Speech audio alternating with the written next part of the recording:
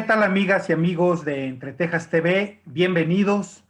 Hoy vamos a darnos una vuelta dentro de la globalización y la internacionalización y vamos a tener oportunidad de conversar con un hermano colombiano, con Luis Fernando Trejos Rosero. Es abogado por la Universidad Libre de Barranquilla, Colombia, doctor en estudios americanos por la Universidad de Santiago de Chile.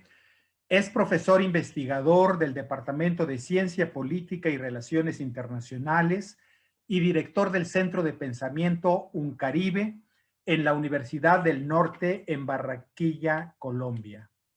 Entre sus publicaciones, que son muchas, sobresalen Debilidad institucional, seguridad y migración en la frontera colombo-venezolana, en coautoría con otros colegas suyos, Gestión administrativa local y paz territorial, un análisis de las subregiones PDET en el Caribe colombiano, nuevos actores y nuevas diplomacias en el sistema internacional, los casos de las ciudades de Medellín, Bogotá y el Ejército Popular de Liberación, el EPL, principalmente.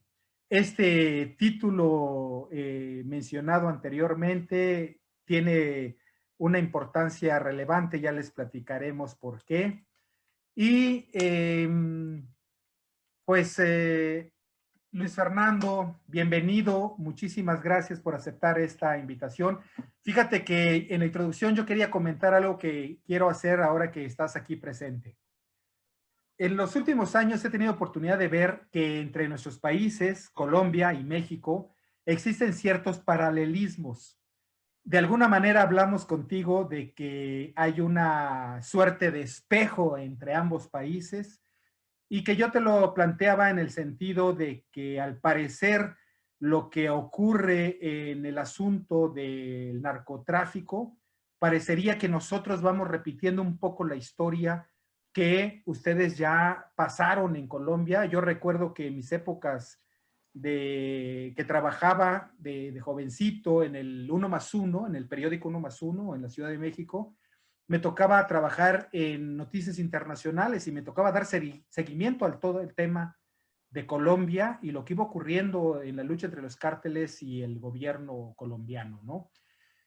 Pero además de eso hay muchas cosas más que quiero platicar contigo porque está el tema de la cinematografía también, está el tema que creo que también es fundamental de la seguridad.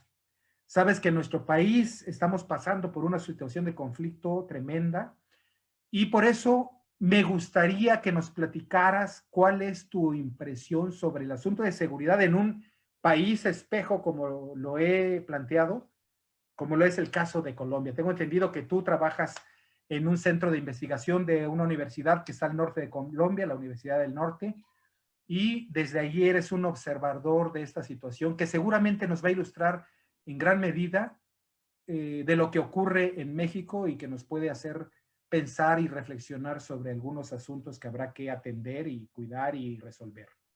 ¿Cómo estás, Luis Fernando? Eh, bueno, antes que nada, un saludo a ti, Luis, y a todas las personas que se han conectado o se van a conectar a ver este programa. Agradezco mucho la invitación y que podamos conversar de temas que van mucho más allá de nuestras fronteras, pero en los cuales, a pesar de la distancia, México y Colombia tienen muchas afinidades, no solo culturales, literarias, como tú lo dijiste, el cine, sino que, bueno, lastimosamente ahora también hay unos contextos complejos en temas de seguridad, corrupción y narcotráfico que han venido afectando de manera sistemática no solo a la sociedad, sino también a la institucionalidad, generando en ambos países una especie de anomia social permanente en la cual ya los ciudadanos hemos naturalizado altos niveles de violencia, y en la medida en que naturalizamos ese tipo de situaciones, no solo promovemos que se siga rompiendo el tejido social, porque estos contextos generan mucha desconfianza y llaman más al trabajo individual que al cooperativo, sino que también dificultamos la resolución de estos problemas, pero una resolución real y no estética como o cosmética, como suele suceder en algunos casos cuando se busca dar resultados rápidos en contra del narcotráfico.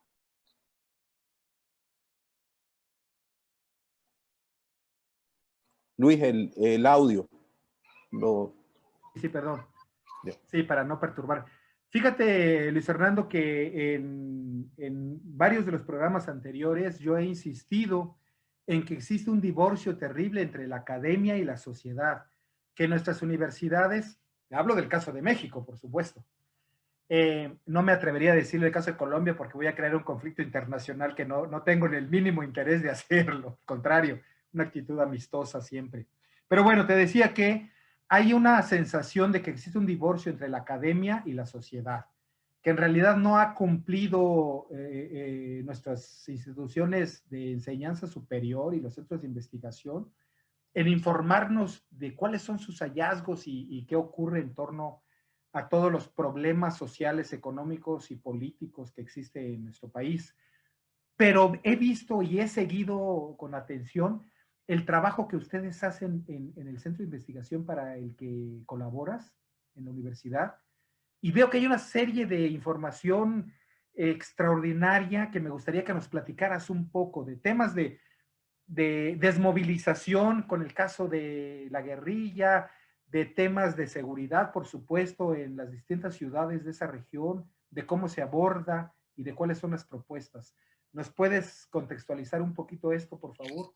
Claro que sí, Luis. Bueno, tratando de dar respuesta al interrogante que tú planteabas al principio de este divorcio o esta distancia que a veces se configura entre universidades y comunidades, yo creo que sí, que tú tienes razón. En cierta forma, las universidades en algún momento, por efectos de unos rankings internacionales en las cuales la mayoría compiten por estar en los escalones más altos, se han enfocado en investigaciones en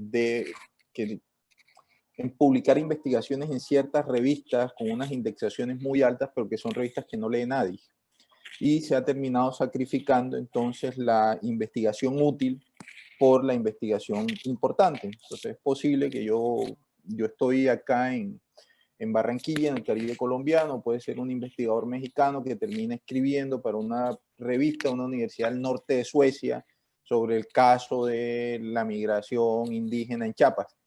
Y entonces hay que escribirla en inglés o traducirla a otro idioma para buscar que esté mejor rankeado y al final es una investigación que no lee nadie, pero que para efectos de las mediciones internacionales son muy beneficiosas para las universidades y muchos académicos lastimosamente hemos quedado ahí porque bueno, nosotros vivimos de esto, pero sí en algún momento hay que darle un giro de tuerca a lo que hacemos y que nuestras investigaciones sean más útiles que importantes.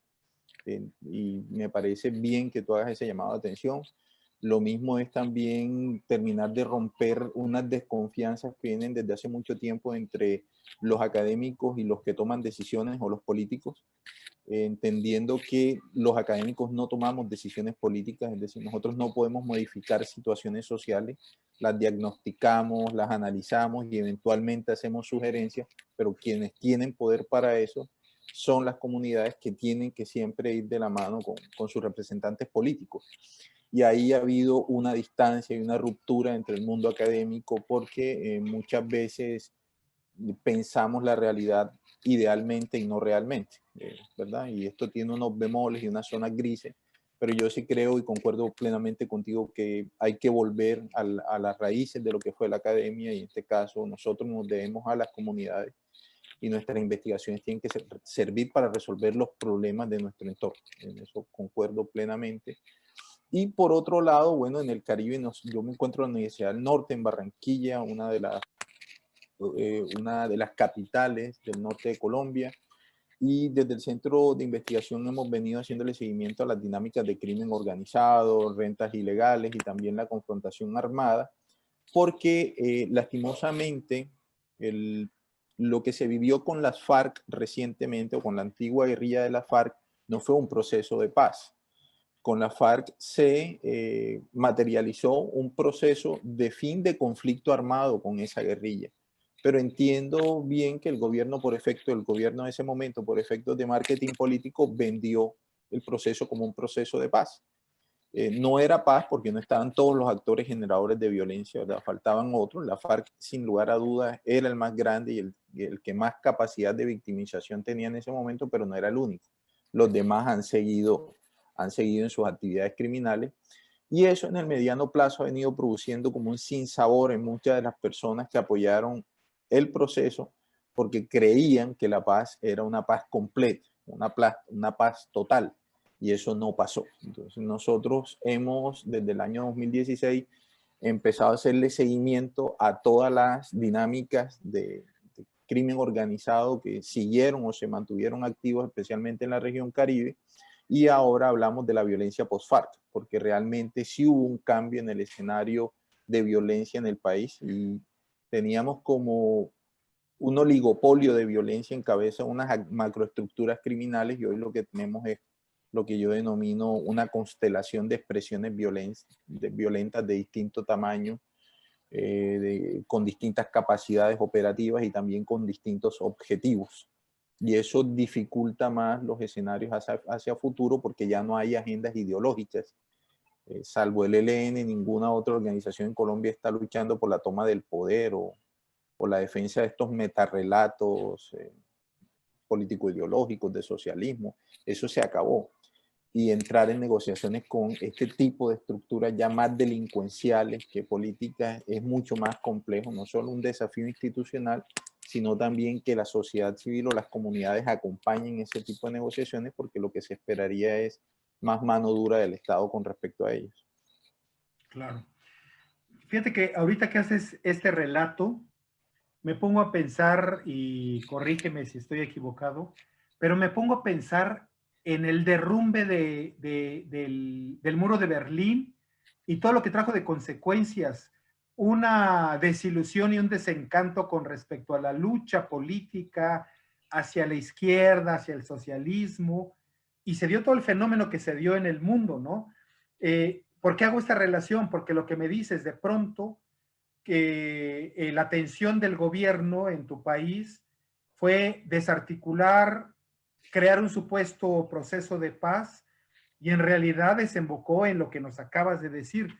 Yo quiero compartir, si me lo permites, con nuestra audiencia, uno de los libros en que has trabajado que se llama Pandemia y conflictos armados en el Caribe colombiano, que es un informe sobre la violencia armada en el 2020, y me encontré cosas muy reveladoras que parecía que son de lo más común, pero habría que pensar en ello. Ustedes hacen en ese trabajo una descripción de lo que es la apreciación que se tiene, por ejemplo, el combate, el enfrentamiento armado entre dos o más partes del conflicto que sucede en un lugar y periodo específico, emboscada, ataque rápido, hostigamiento, la incursión armada, el retén ilegal, el atentado frustrado, el paro armado. Pero después de eso, que era parte de lo que ocurría durante el movimiento guerrillero contra el Estado, con todas sus manifestaciones, pues ahora tenemos el asesinato de beneficiario del Programa Nacional Integral de Sustitución de Cultivos Ilícitos, que me llamó tanto la atención. Es decir, me gustaría que nos fueras explicando cada una de estas cosas, que en buena medida, no sé por qué efecto en nuestro país no ocurrió, y te voy a invitar a que hagamos esta reflexión, ¿no? Bueno, El asesinato de defensor de derechos humanos, el atentado contra defensor de derechos humanos, el asesinato de excombatiente, el atentado contra excombatiente, el atentado contra población civil, el desplazamiento forzado, la afectación con mina antipersonal, masacre. En verdad que es un recuento de cosas que en su ejercicio del monopolio de la violencia el Estado ha hecho, quizá contra los movimientos guerrilleros de buena voluntad al haber aceptado el desarme o el proceso de paz, ¿no? Bueno, lo primero, Luis, es que hay que entender que a diferencia de México, Colombia ha sido escenario de un conflicto armado interno, de una guerra abierta en la cual ha habido una multiplicidad de actores e intereses.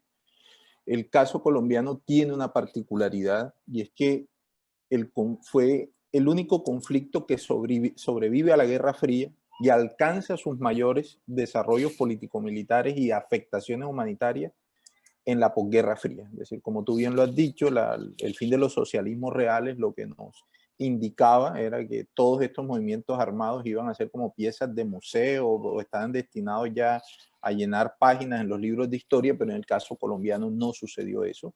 una parte del movimiento insurgente deja las armas, pasa a la vida civil de manera exitosa, pero hay otro que se mantiene en la ilegalidad y escala la guerra a unos niveles casi que de guerra, no te voy a decir que guerra convencional, pero sí, aquí hay un debate todavía abierto en Colombia si hubo una guerra civil, si no fue guerra civil. Y nosotros ahora estamos trabajando en una hipótesis de que nunca hubo un conflicto armado, sino varios conflictos armados que tuvieron como un gran paraguas en esas grandes estructuras criminales que se movieron a lo largo y ancho del país, pero que tuvieron unas manifestaciones territoriales muy particulares, lo que imprimió unas dinámicas casi que propias en ciertas regiones. Digamos que ustedes no vivieron eso, ustedes tuvieron también movimientos guerrilleros, pero que nunca realmente lograron desafiar a la institucionalidad o lograron desarrollos militares que pusieran en jaque al Estado en estados particulares. ¿Y qué es lo que a nosotros nos genera esa particularidad? Hubo dos factores. El primero es que las guerrillas colombianas desde la década de los 80 ya habían logrado independencia económica total del mundo soviético, socialista. Digamos, nuestras guerrillas en Colombia no recibían ningún tipo de apoyo ni logístico ni económico, eventualmente los vínculos ideológicos que se mantenían, pero ya habían logrado esa independencia y eso también les permite sortear el fin de los socialismos reales, digamos, con cierta soltura. En este caso, la guerrilla en Colombia, sí, déjame, perdón, interrumpir, pero claro. déjame preguntarte esto porque me parece algo indispensable comentar. El hecho de que hables tú de lo que ocurrió con esta independencia de no ser satélite de la Unión Soviética y de no recibir esos apoyos, fue también para no darle el argumento a Estados Unidos, al Pentágono, a la Casa Blanca, de que no eran financiados, o era un asunto de cariz ideológico. No, yo no creo que en ese momento, si bien había un discurso antiimperialista instalado en, digamos, en todo, no, ni siquiera en la izquierda armada, en toda la izquierda latinoamericana, el tema de la independencia financiera de las guerrillas creo yo que se dio por iniciativa de quienes en algún momento estuvieron al frente de esas organizaciones por la necesidad de crecer y expandirse. Colombia es un país muy grande. Y lo otro es que, bueno, también aprendieron muy rápido a secuestrar y la guerrilla se volvió muy eficaz y muy eficiente secuestrando gente en Colombia. Para financiar el Para movimiento. financiarse secuestros Pero también está el extorsivos. otro factor, ¿no? El factor del narcotráfico, de los grupos. Claro, pero eso es después de la Guerra Fría, que es la particularidad. Entonces, cuando estas guerrillas sortean, digamos, la turbulencia ideológica que produce el fin de los socialismos reales, parte del movimiento guerrillero que queda en armas se encuentra con la coca. Una economía que venía en ascenso en Colombia. Y ellos, entonces, en el caso de la FARC es como muy emblemático porque la FARC no solo encuentra una forma de financiación estable para financiar su maquinaria de guerra, sino que también se encuentra una base social que estaba pidiendo que alguien regulara la economía de la coca. Y todos son los campesinos colonos cocaleros, están especialmente en el sur y en el suroriente colombiano, y la FARC entonces se encuentra finanzas y se encuentra base social. Claro. Eso posibilitó un desarrollo y un crecimiento sin parangón, pero también produjo una reacción de grupos paramilitares que realmente en Colombia no hay cómo comparar la capacidad de victimización de las organizaciones paramilitares, o sea, el daño que produjeron a la sociedad. Es decir, todos los actores armados victimizaron, eso hay que dejarlo claro, pero el paramilitarismo lo hizo en un periodo de tiempo muy pequeño y a una masa de población inmensa. Eso después también lo podríamos analizar, pero el paramilitarismo también en algún momento funcionó en base al narcotráfico, y de hecho algunas guerras regionales con la FARC fueron realmente no por nuevamente la derrota del adversario ideológico, sino para poderle quitar las rentas ilegales de un territorio, en este caso eran los cultivos de coca. En el Catatumbo es un ejemplo de eso. Claro. Oye, hablas de este sostén social del movimiento. Es obvio que cuando uno leía los periódicos en México, en otra parte del mundo, me imagino, cuando uno veía los noticiarios, por supuesto que la guerrilla era satanizada, los grupos de narcotráfico también, el Estado tenía un poco la razón. Digo, esa es la versión del discurso estatista, ¿no? Pero nunca se mencionaba esto del sostén social. ¿Nos puedes hablar un poquito de eso? O sea, ¿cómo Lo, concebirlo? lo que hay que entender, Luis, es que la coca, a diferencia de la marihuana, si tú quieres producir mucho clorhidrato de cocaína, tienes que sembrar mucha coca. Y la coca es un cultivo que no se puede ocultar, no lo puedes con otros árboles, no, porque son unos arbustos relativamente pequeños, entonces tú tienes que tumbar mucha selva para poder sembrar. Y para poder hacer eso necesitas territorios donde no haya Estado, donde no haya presencia de Estado. Ahí en esos territorios donde se siembra y procesa clorhidrato de cocaína, los actores armados, en algún momento fue la guerrilla, después fueron los paramilitares, ahora hay otros grupos diferentes, terminan asumiendo roles de Estado o funciones de Estado. En este caso prestan los servicios duros que son, garantizan seguridad, recaudan tributo y administran justicia. Eso, aunque parezca a veces traído de los cabellos, genera cierta legitimidad en esos territorios en los cuales cuando el Estado aparece con su cara represiva.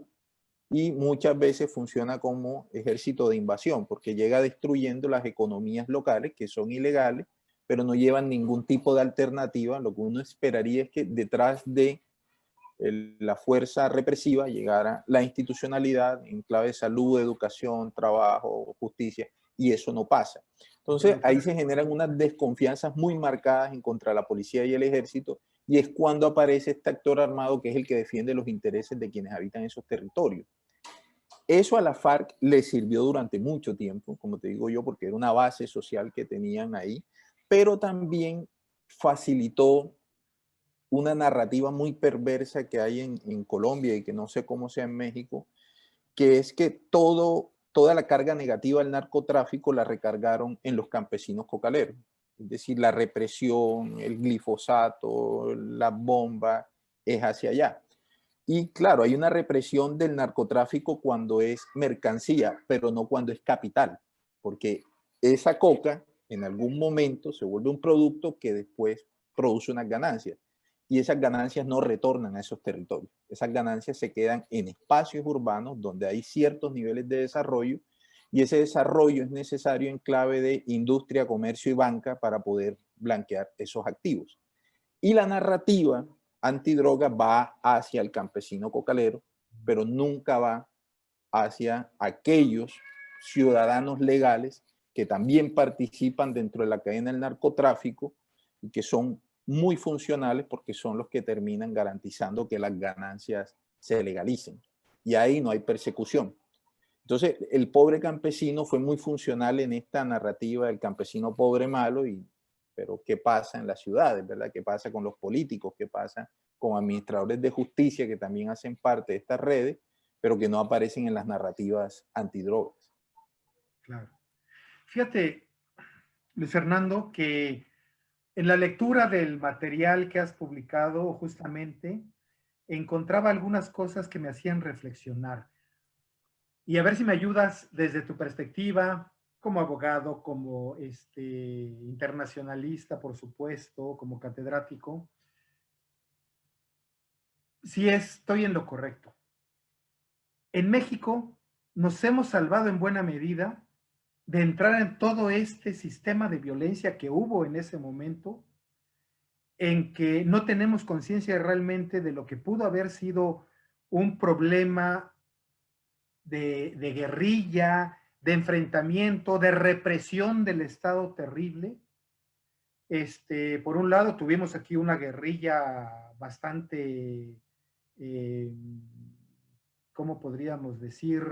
Atípica, como lo fue el EZ, LN, por supuesto, por un lado, ¿no?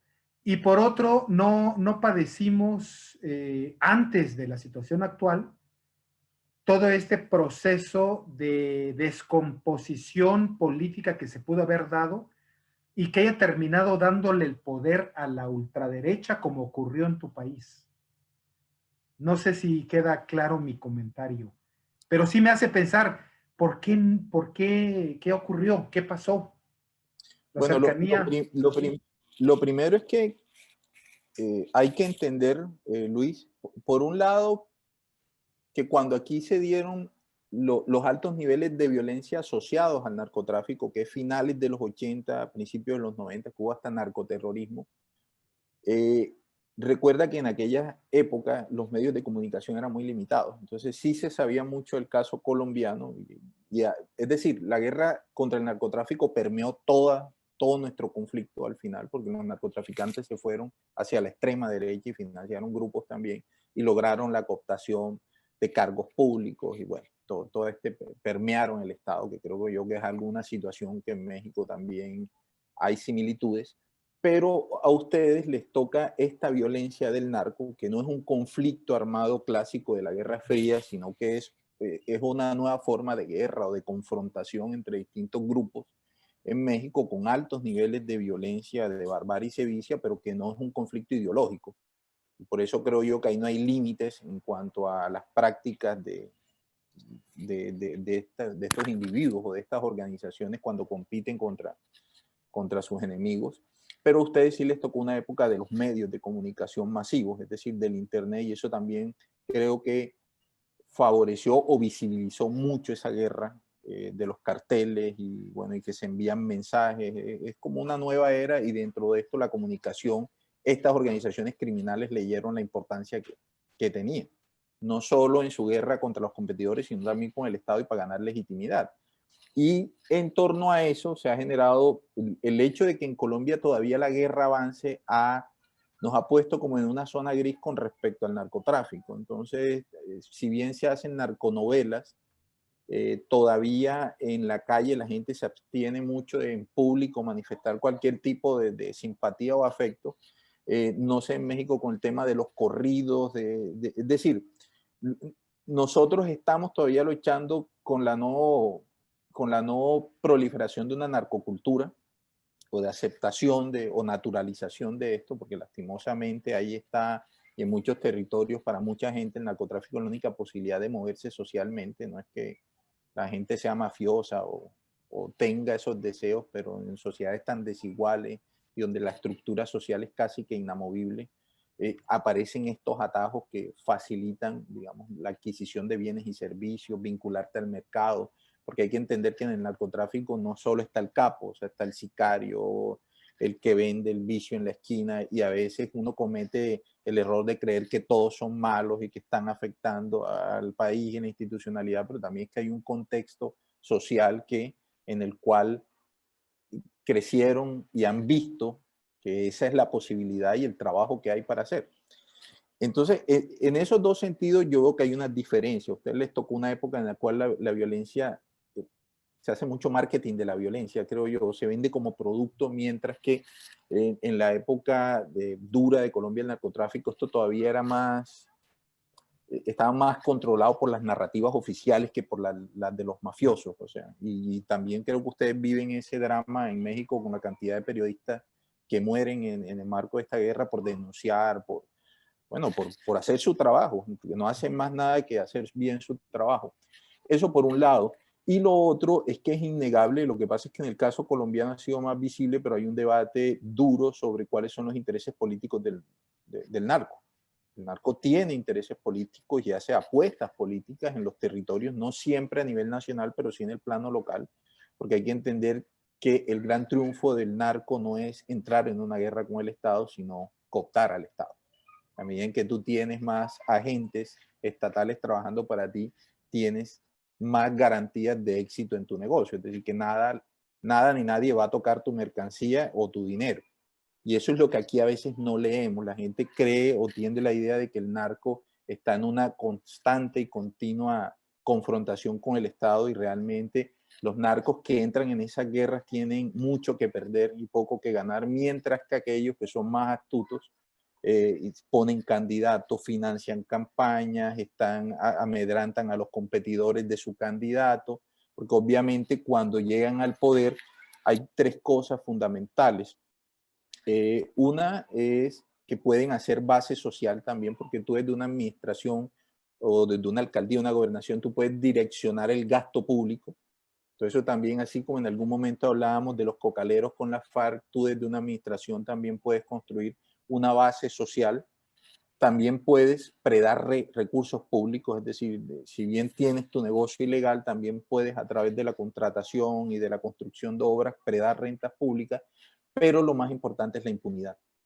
Tú puedes controlar el aparato de justicia en el territorio y eso es a lo que le apuestan los narcotraficantes, digamos, en la medida en que no solo es que los jueces, pero sí también si hay algún agente u oficial de la policía o el ejército que hace bien su trabajo, que no es corrompible, lo puedes mover, puedes presionar al nivel central para que te envíen uno más afín a la causa o a los negocios. Es decir, pero aquí hay unas interacciones que hay que leer muy finamente y de manera diferenciada, y lo otro es, y eso lo mostró la pandemia, no solo en Colombia, sino lo que yo vi de imágenes en México de carteles entregando mercados a la gente, el caso de Sinaloa, y unos mercados generosos, grandísimos, es decir, esos roles de Estado que asumen en muchos territorios, porque no en todas las partes estos actores criminales confrontan a las comunidades. Es decir, por lo general la confrontación es al momento de la llegada, pero después a veces se construyen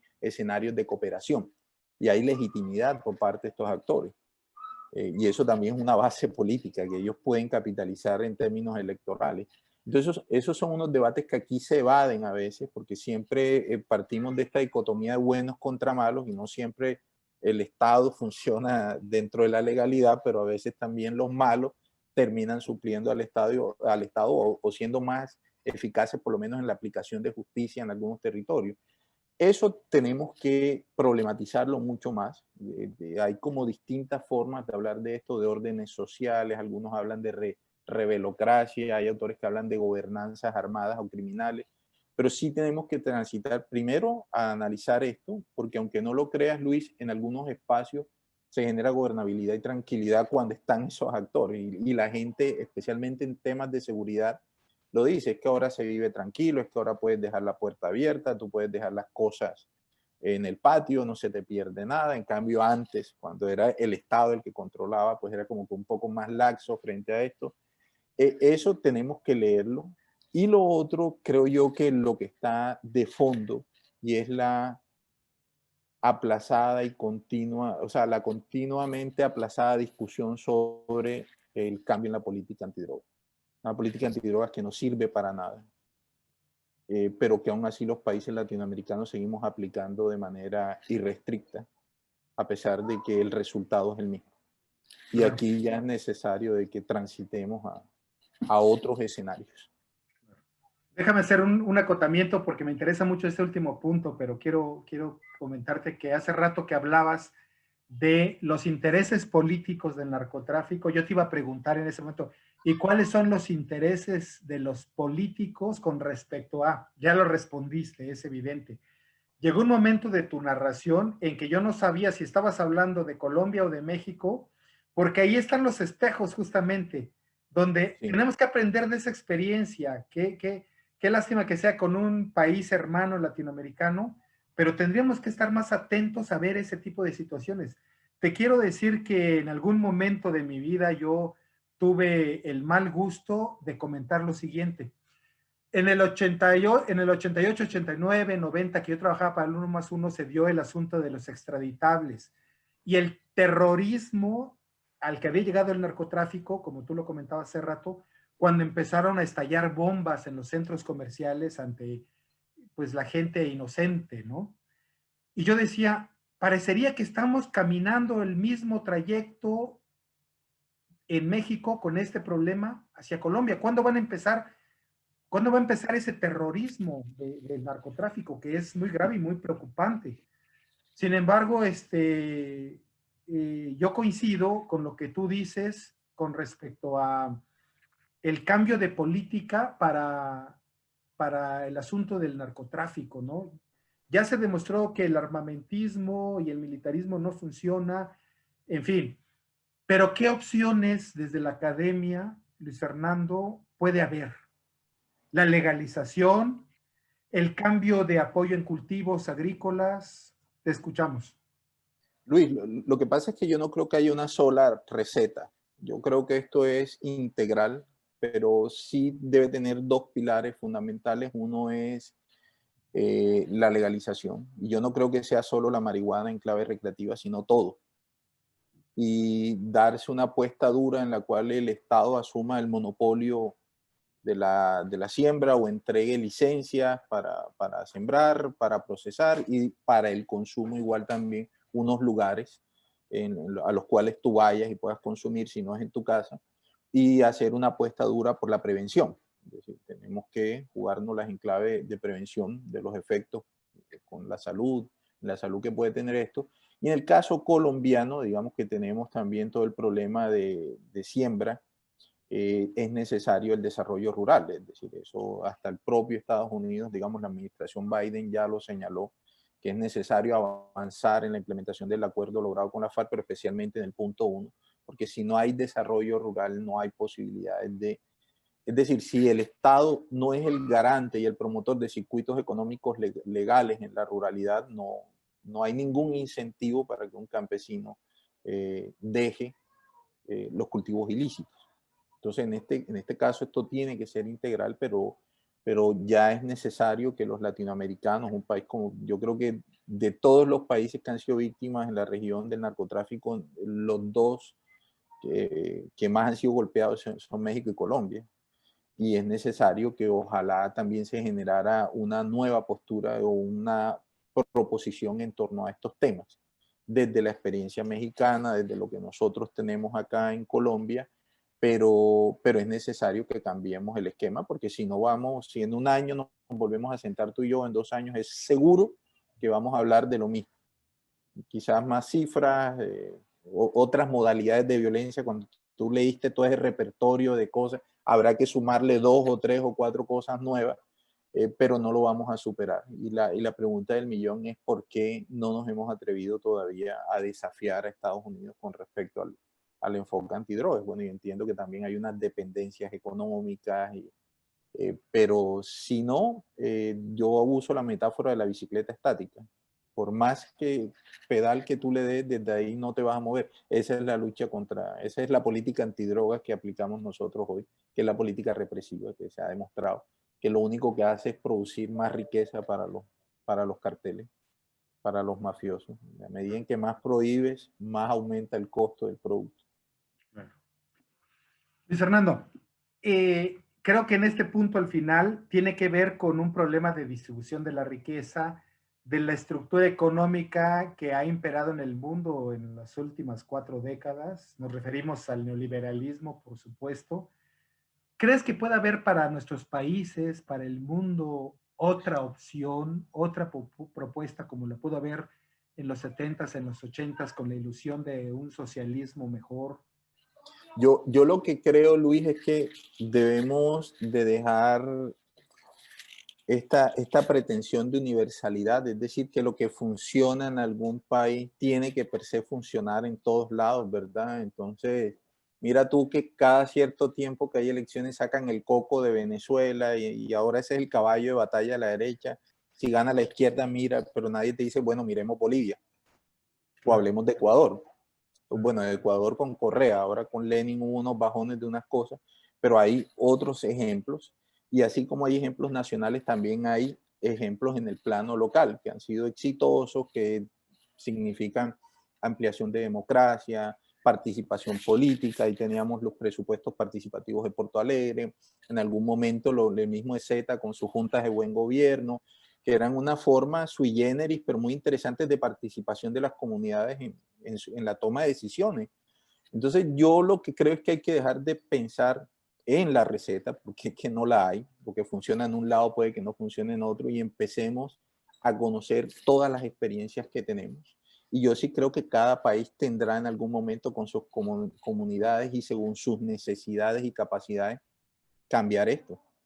Pero ya esa fórmula mágica que durante mucho tiempo creímos que iba a venir del mundo socialista, eso no, eso ya se demostró que eso no va a servir y ahora creo que a cada pueblo le toca, según sus capacidades y necesidades, construir su vía al desarrollo, que es particular.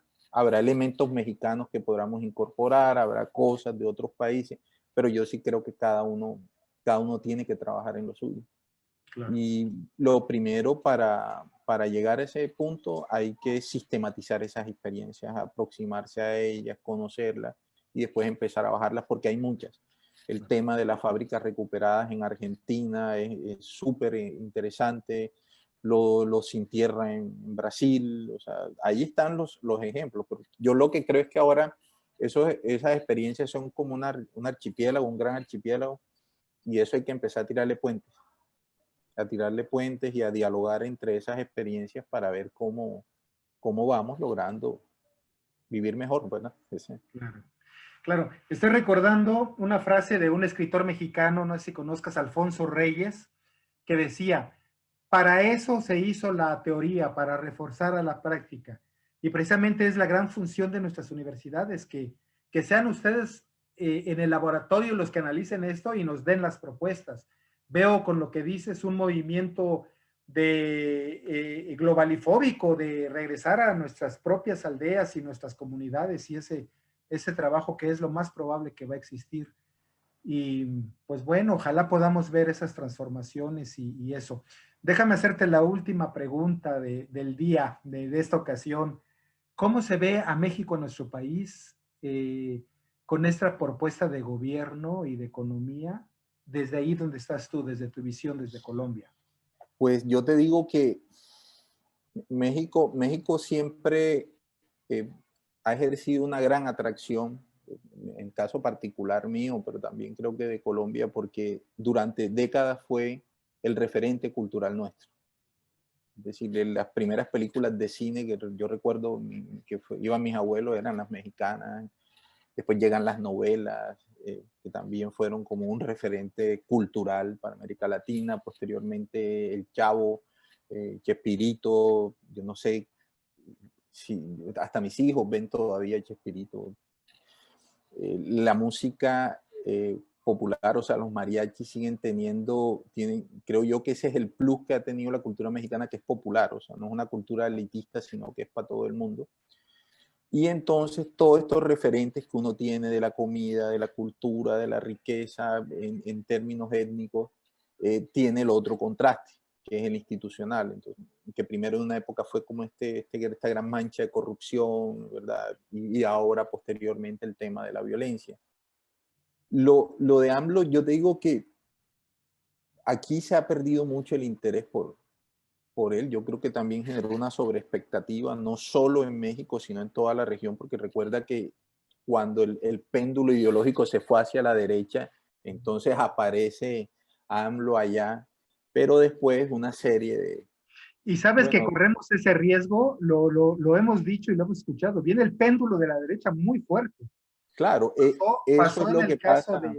en Brasil, ¿no? En Bolivia, en todos lados, en Argentina, en Colombia.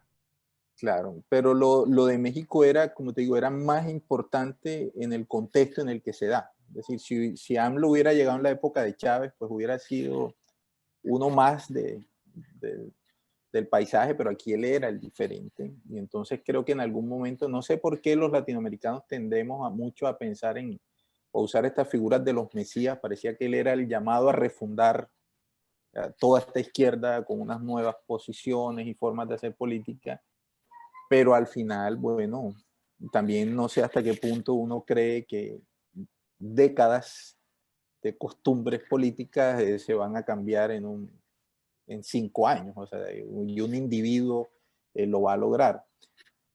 Pero creo que aquí yo te digo que ya el interés se perdió hace mucho tiempo, creo que las posturas de él con el tema de las vacunas, todo eso que pasó muy cercano a Bolsonaro en sus creencias con respecto a la ciencia, al final terminaron desdibujando lo que pudo haber hecho. Y también recuerdas que la violencia se mantuvo, que parecía que de pronto él era alguien que iba a lograr acuerdos y consensos y le toca esto del hijo del Chapo Guzmán en Sinaloa y soltarlo porque quedó desbordado, o sea, automáticamente, y algunas posturas con Trump. Bueno, no sé, hubo como cosas que desde acá, desde afuera y desde la distancia terminaron creo que generando un sentimiento de más de lo mismo. Que lo novedoso terminó siendo muy igual a lo viejo. pero no sé allá la experiencia ustedes desde adentro cómo la vivan. Es distinto porque ya yo no le llevo el pulso el día a día a lo que pasa allá, indicadores, pero veo que otra vez lo del COVID, aunque esto es global, o sea, uno no puede juzgar. La Merkel reconoce y se hace la autocrítica de que no ha podido. Ahora, ¿qué le vamos a pedir a nuestros mandatarios? A veces solemos ser muy exigentes o no sé qué esperamos de ellos. Pero yo sí te digo que no, hoy por hoy no, él no es un referente latinoamericano en temas de esta nueva política o de la centroizquierda. De liderazgo progresista en Latinoamérica. No. Yo creo que el COVID le terminó golpeando, pero también muchas posiciones de él. Es decir, este vacío que había quedado después de Chávez y de Lula, él no lo llenó. Uno hubiera esperado que hubiera sido más protagónico en algunas posturas regionales, pero no, nada. Tú no me lo estás preguntando, yo te lo preguntaba a ti, pero creo que hay estilos y la grandilocuencia tampoco es buena consejera en el caso de nuestros líderes. Esperemos que nuestra América Latina no tenga que padecer tremendos catarros ante el estornudo del norte, ¿no? Ojalá. Eso es lo que esperamos todos, pero bueno. Pues Luis Fernando, qué amable, qué agradable y aleccionadora charla. Muchísimas gracias. No sé si quieras opinar algo más. No, para mí ha sido un total agrado conversar contigo en este formato que es más distendido, más horizontal, y sobre temas que lastimosamente a veces en los medios no se habla mucho por incomodidades o hasta por seguridad. Uno tiene que abstenerse de hablar de ciertos temas, pero a la orden siempre cuando necesites, Luis. Pues muchísimas gracias, Luis Fernando. Un fuerte abrazo hasta allá. Y muchas gracias a ustedes que tuvieron la amabilidad de acompañarnos en este programa. Nos vemos pronto a la siguiente. Que estén bien. Cuídense mucho.